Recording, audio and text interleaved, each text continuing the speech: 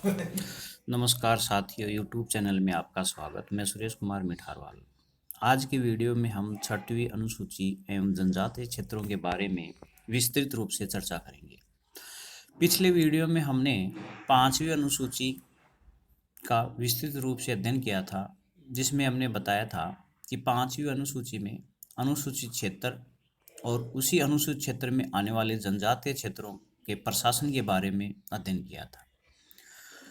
पांचवी अनुसूची और छठवीं अनुसूची का उल्लेख संविधान के भाग 10 में किया गया है। अनुच्छेद 244(2) व 275(1) में हमने पढ़ा था। पांचवी अनुसूची का उल्लेख अनुच्छेद 244(1) में किया गया था, जबकि छठवीं अनुसूची का उल्लेख अनुच्छेद 244(2) व अनुच्छेद 275(1) में विशेष रूप से किया गया है। इस भाग और इन अनुच्छेदों में छठी अनुसूची में आने वाले जनजातीय क्षेत्रों के प्रशासन एवं उसके कल्याण के संबंध में विस्तृत रूप से योजनाओं का उल्लेख किया गया है। जब भारत के संविधान का निर्माण हो रहा था, उसी समय जनजातीय क्षेत्रों के अध्ययन के लिए या उनके संबंध में एक समिति गठित की गई थी। समिति का नाम था बारदोलोई समिति। बारदोलोई समिति ने आदिवासी लोगों के संबंध में, उनके रीति रिवाजों, उनकी परंपराओं के संबंध में, उनकी भूमि जमीन के संबंध में संविधान सभा को एक रिपोर्ट प्रस्तुत की थी। संविधान सभा ने उसी रिपोर्ट को स्वीकार करते हुए भारतीय संविधान के भाग 10 अनुच्छेद 244(2) और 275(1) में जनजातीय क्षेत्रों के संबंध में विशेष प्रावधान किए गए थे। तो यहाँ प्रश्न पूछा जाता है कि कौन से अनुच्छेद में छठवीं अनुसूची का विस्तृत रूप से उल्लेख किया गया है। 244(2) और 275(1) में संविधान के कौन सा भाग, 10वां भाग, कौन सी समिति के सिफारिश के तहत संविधान सभा ने छठी अनुसूची का गठन किया? तो बारदोलोई समिति की रिपोर्ट के आधार पर ये किया गया। अब हम ये देखेंगे कि पांचवी अनुसूची में हमने पढ़ा था कि पांचवी अनुसूची में 10 क्षेत्रों को अनुसूचित क्षेत्र घोषित किया गया था। ऐसे ही छठी अनुसूची में जो जनजातीय क्षेत्र हैं उनकी संख्या भी 10 है, लेकिन ये 10 क्षेत्र राज्य के 4 जिलों में शामिल हैं, 4 राज्यों में शामिल हैं। यहाँ प्रश्न पूछा जाता है छठी अनुसूची में कौन कौन से राज्यों को शामिल किया गया है। असम, मेघालय, त्रिपुरा और मिजोरम। छठी अनुसूची में जिन जनजातीय क्षेत्रों को शामिल किया गया है उसमें 4 राज्य आते हैं: असम, मेघालय, त्रिपुरा और मिजोरम। इन राज्यों के अलावा शेष जनजातीय क्षेत्र पांचवी अनुसूची में आते हैं। तो केवल 4 राज्यों के जनजातीय क्षेत्र ही छठवीं अनुसूची में आते हैं। यहाँ बार बार प्रश्न पूछा जाता है कि जनजातीय क्षेत्रों का उल्लेख कौन सी अनुसूची में किया गया है। पांचवी में भी किया गया है और छठवीं अनुसूची में भी किया गया है, लेकिन छठवीं अनुसूची में 4 राज्यों के अनुसूचित जनजातीय क्षेत्रों का उल्लेख किया गया है और शेष राज्यों की जनजातीय क्षेत्र का उल्लेख पांचवी अनुसूची में किया गया है। भारत में छठवीं अनुसूची में जो जनजातीय क्षेत्र हैं वो 4 राज्यों में है, लेकिन जनजातीय क्षेत्रों की कुल संख्या 10 है। असम के अंदर 3 जनजातीय क्षेत्र हैं: दीमा, पहाड़ी क्षेत्र, कार्बो और बोडोलैंड। तो असम में 3 जनजातीय क्षेत्र हैं: दीमा, कार्बी और बोडोलैंड। अब हमने यहाँ शॉर्ट में लिखा है बोडोलैंड। असम के जो आदिवासी बोडोलैंड जो क्षेत्र हैं, आदिवासी लोग हैं, ये बार बार आंदोलन कर रहे हैं, मांग कर रहे हैं कि असम से बोडोलैंड को अलग किया जाए, एक अलग राज्य का दर्जा दिया जाए। तो ये बोडोलैंड जो है ये क्षेत्रीयता की मांग भी उठा रहे हैं। स्वायत्ता की मांग तो है ही है, इनके साथ साथ एक राज्य की भी अलग मांग कर रहे हैं। तो यहाँ प्रश्न ये भी बनता है कि नए राज्यों की मांग कहाँ कहाँ हो रही है। तो बोडोलैंड ये असम का ही एक क्षेत्र है। दूसरा है मेघालय। इसके भी 3 क्षेत्र हैं जो जनजातीय क्षेत्र में आते हैं। यह ज्योग्राफी में भी हमें पढ़ने को मिलता है कि मेघालय की 3 जो पहाड़ियाँ हैं, गारो, खासी, जयंतिया, इन तीनों पहाड़ी क्षेत्रों पर रहने वाले जो जनजातीय लोग हैं इन्हें 3 क्षेत्रों में बांटा गया है। इसके साथ ही त्रिपुरा है, त्रिपुरा में भी एक जनजातीय क्षेत्र है, त्रिपुरा जनजातीय क्षेत्र। इसके साथ साथ मिजोरम, मिजोरम में भी 3 जनजातीय क्षेत्र हैं, चकमा, मारा और लाई जनजातीय क्षेत्र। चकमा का भी हमने पढ़ा है हमने चकमा के बारे में भी कि बांग्लादेश से जो घूसपैठ हुई थी, जो भारत में आए थे चकमा देकर, तो इसमें चकमा शरणार्थी के रूप में भी इस क्षेत्र को जाना जाता है। तो इस प्रकार भारत में जो छठी अनुसूची के तहत जो जनजातीय क्षेत्र आते हैं वो 4 राज्य हैं, असम, मेघालय, त्रिपुरा और मिजोरम। ये चारों ही राज्य पूर्वोत्तर के राज्य हैं। शेष भारत का कोई भी भूभाग छठवीं अनुसूची में शामिल नहीं है, शेष भाग 5वीं अनुसूची में शामिल है। अब हम पढ़ेंगे छठवीं अनुसूची के तहत संवैधानिक प्रावधान। छठी अनुसूची और भारत के संविधान के अनुच्छेद 244(2) और अनुच्छेद 275(1) के तहत संविधान में जनजातीय क्षेत्र के संबंध में विशेष प्रावधान किया गया है।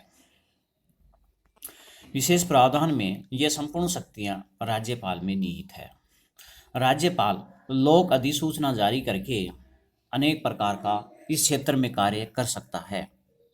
स्वायत्त जिला, इन चारों राज्यों के जो जनजातीय क्षेत्र हैं, प्रत्येक जनजातीय क्षेत्र में उनके प्रशासन के संचालन के लिए राज्यपाल एक स्वायत्त जिला घोषित करता है। छठी अनुसूची में आने वाले जनजातीय जो क्षेत्र हैं उनके प्रशासन के लिए राज्यपाल एक स्वायत्त जिले का गठन करता है। स्वायत्त जिले के अंदर जो संस्था होती है उसका नाम होता है स्वायत्त जिला परिषद। स्वायत्त जिले के अंदर जो परिषद होगी उसका नाम होगा स्वायत्त जिला परिषद। प्रत्येक स्वायत्त जिले में एक स्वायत्त जिला परिषद होती है। इस स्वायत्त जिला परिषद का गठन भी राज्यपाल के द्वारा ही किया जाता है। प्रत्येक स्वायत्त जिला परिषद में लगभग 30 सदस्य होते हैं।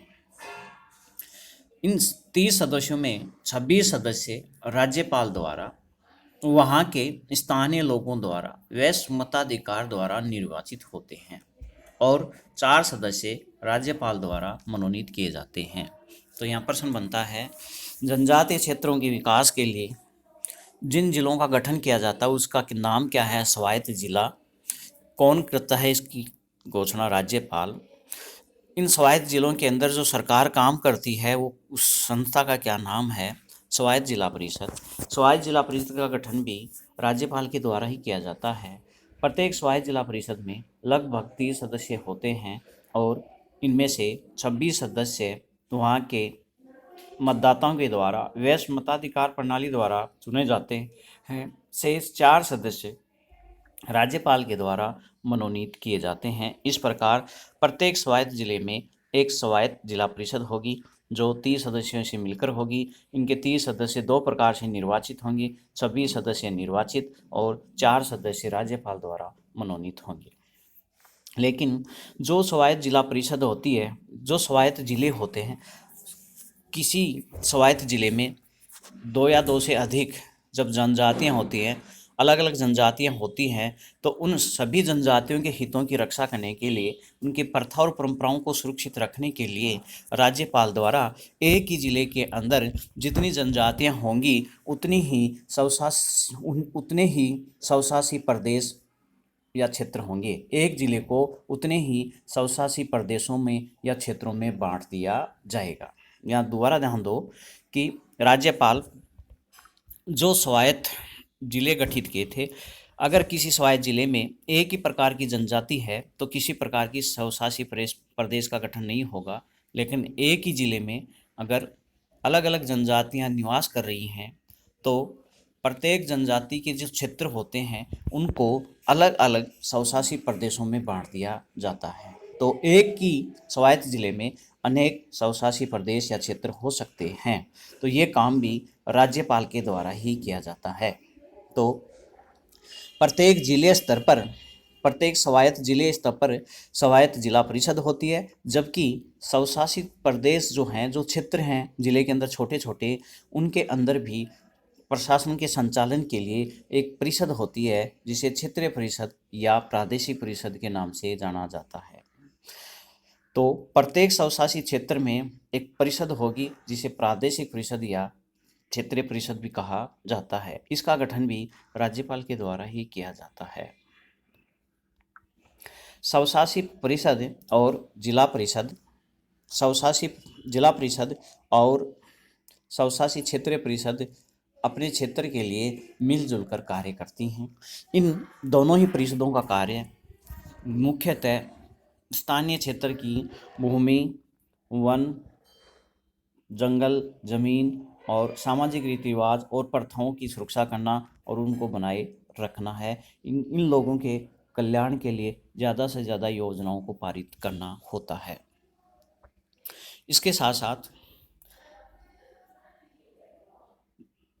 इन क्षेत्रों में केंद्र और राज्य विधायकों के द्वारा जो भी कानून बनाए जाते हैं, केंद्र सरकार या उस राज्य की विधानसभा के द्वारा जो भी कानून बनाए जाते हैं, उन कानूनों को राज्यपाल एवं स्वशासी जिला परिषद की सिफारिश से ही लागू किया जा सकता है। इसके अलावा में इन्हें लागू नहीं किया जा सकता। वर्तमान सरकार ने एक कानून बनाया, नागरिकता संशोधन कानून 2019, सिटीजन अमेंडमेंट एक्ट CAA, जिसे शॉर्ट में किस नाम से जानते हैं, CAA। नागरिकता संशोधन कानून 2019 जब भारत में लागू हुआ तो इसे 6ठी अनुसूची क्षेत्र पर लागू नहीं किया गया। इस बात का पुरजोर से विरोध किया गया कि 6ठी अनुसूची पर भी इसे 6ठी अनुसूची में आने वाले जनजातीय क्षेत्रों पर भी इसे लागू किया जाए, लेकिन ये वहाँ पर लागू नहीं हुआ। इसके साथ साथ इन क्षेत्रों की सुरक्षा के लिए, इन क्षेत्रों के रीति रिवाज, प्रथाओं, परंपराओं को सुरक्षित रखने के लिए या इन क्षेत्रों को शोषण से बचाने के लिए सरकार द्वारा एक सिस्टम जारी किया गया जिसे इनर लाइन परमिट प्रणाली कहते हैं। प्रश्न पूछा जाता है इनर लाइन परमिट प्रणाली क्या है? तो 6ठी अनुसूचित क्षेत्र में आने वाले आदिवासी या जनजातीय क्षेत्रों के रीति रिवाज, परंपराओं को सुरक्षित करने के लिए इनर लाइन परमिट प्रणाली लागू की गई।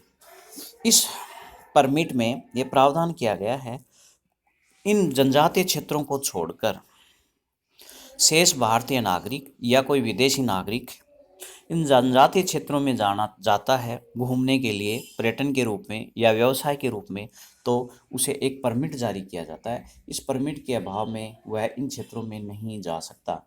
और ये जो परमिट जारी किया जाएगा उसमें यह भी लिखा जाता है कि अमुक व्यक्ति को कितने दिनों तक अनुमति दी गई है।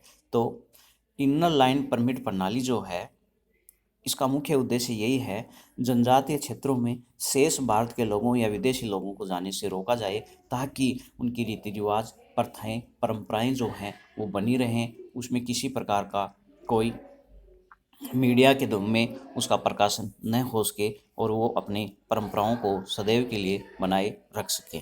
तो 6ठी जो अनुसूची है इसमें विशेषतः असम, मेघालय, त्रिपुरा, मिजोरम की जो जनजातीय क्षेत्र है उन्हीं का विशेष रूप से उल्लेख किया गया है और उन्हीं के लोगों के लिए कल्याण के लिए इसमें संवैधानिक प्रावधान किया गया है। तो दोस्तों, आज का वीडियो आपको ज़रूर पसंद आया होगा।